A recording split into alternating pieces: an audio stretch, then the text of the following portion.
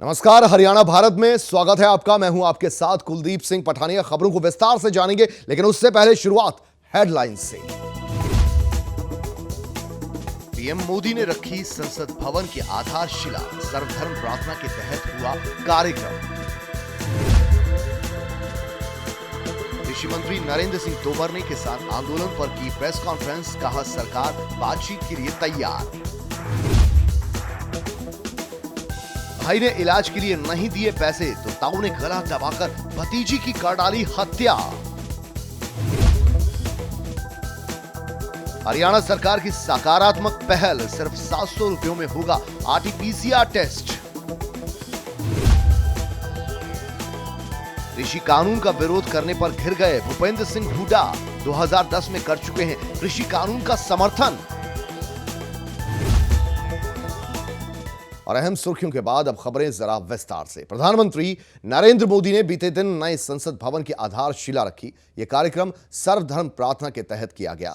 देश को 2022 अगस्त तक नया संसद भवन मिल जाएगा, जिसमें सभी आधुनिक सुविधाएं होंगी। दरअसल अभी तक जिस संसद भवन में कामकाज हो रहा था वो अंग्रेजों के जमाने का बनाया हुआ है। वहीं आधुनिक सुविधाओं से बन रहा संसद भवन भारत को अपनी 75वीं वर्षगांठ तक मिल जाएगा। नए संसद भवन की आधारशिला रखते हुए प्रधानमंत्री नरेंद्र मोदी ने देश को संबोधित भी किया। पीएम ने अपने संबोधन में कहा कि आज का दिन ऐतिहासिक है और मील का पत्थर साबित होगा। देश में अब भारतीयता के विचारों के साथ नई संसद बनने जा रही है। जब भारत अपनी आजादी के 75वें साल का जश्न मनाएगा, तब संसद की इमारत उसकी प्रेरणा स्रोत होगी। पीएम मोदी ने कहा कि मैं वो पल कभी नहीं भूल सकता जब पहली बार 2014 में मैं संसद भवन में आया था। तब मैंने सिर झुकाकर नमन किया था। कृषि कानूनों को लेकर कृषि मंत्री नरेंद्र सिंह तोमर ने प्रेस कॉन्फ्रेंस की। नरेंद्र सिंह तोमर ने कहा कि तीनों कृषि कानून किसानों की आमदनी को बढ़ाने का जरिया बनेंगे। किसानों के लिए तय समय में भुगतान करने की व्यवस्था की गई है। साथ ही विपक्ष पर वार करते हुए तोमर ने कहा कि बातचीत में ये बात आती है कि ये कानून वैध नहीं है, क्योंकि कुछ लोगों ने यह बता रखा था कि कृषि राज्य का विषय है और केंद्र सरकार इस पर कानून नहीं बना सकती। कुछ लोगों का बातचीत में बात आती थी कि ये कानून वैध नहीं है, क्योंकि कुछ लोगों ने ऐसा बता रखा था कि कृषि राज्य का विषय है और केंद्र सरकार उस पर कानून नहीं बना सकती। तो हम लोगों ने उनको बैठक में भी संतुष्ट करने की कोशिश की और हमने कहा कि केंद्र सरकार को ट्रेड के लिए कानून बनाने का अधिकार है और हमने ट्रेड से संबंधित ही अपने कानून को सीमित रखा है और एपीएमसी इस कानून से कहीं भी प्रभावित नहीं होती, एमएसपी भी कहीं भी प्रभावित नहीं होती। और ये सब उनको बताने की कोशिश की और फिर उनको हमने ये लिखकर भेजा कि केंद्र सरकार को किन किन कानूनों के अंतर्गत कानून बनाने का अधिकार है।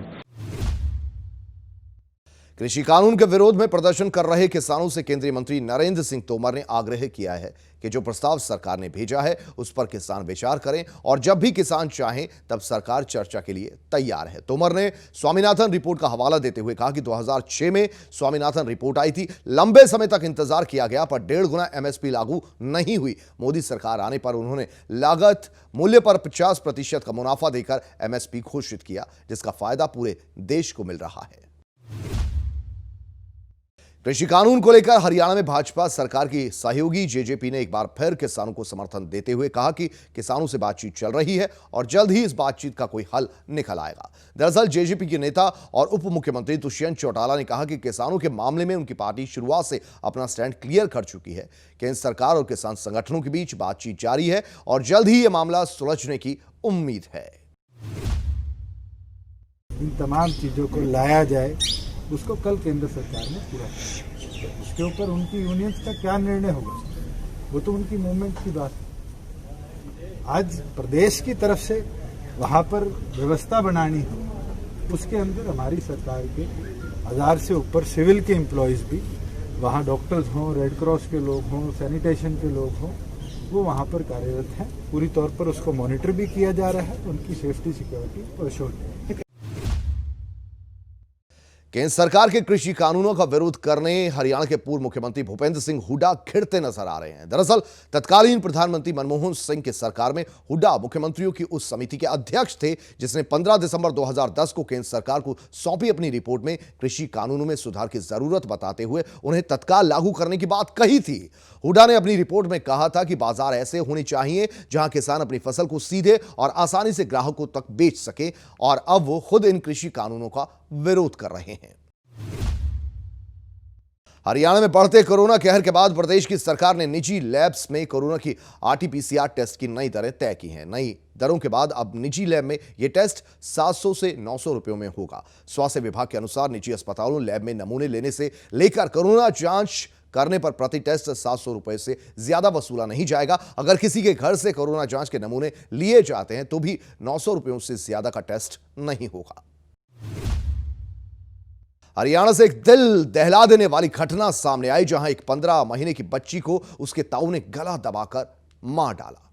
पुलिस ने आरोपी को गिरफ्तार कर लिया है और प्रारंभिक पूछताछ में आरोपी ने बताया कि वो अपने इलाज के लिए बच्ची के पिता से रुपए मांगता था, लेकिन उसने रुपए नहीं दिया और इसी रंजिश में उसने अपनी भतीजी का कत्ल कर डाला।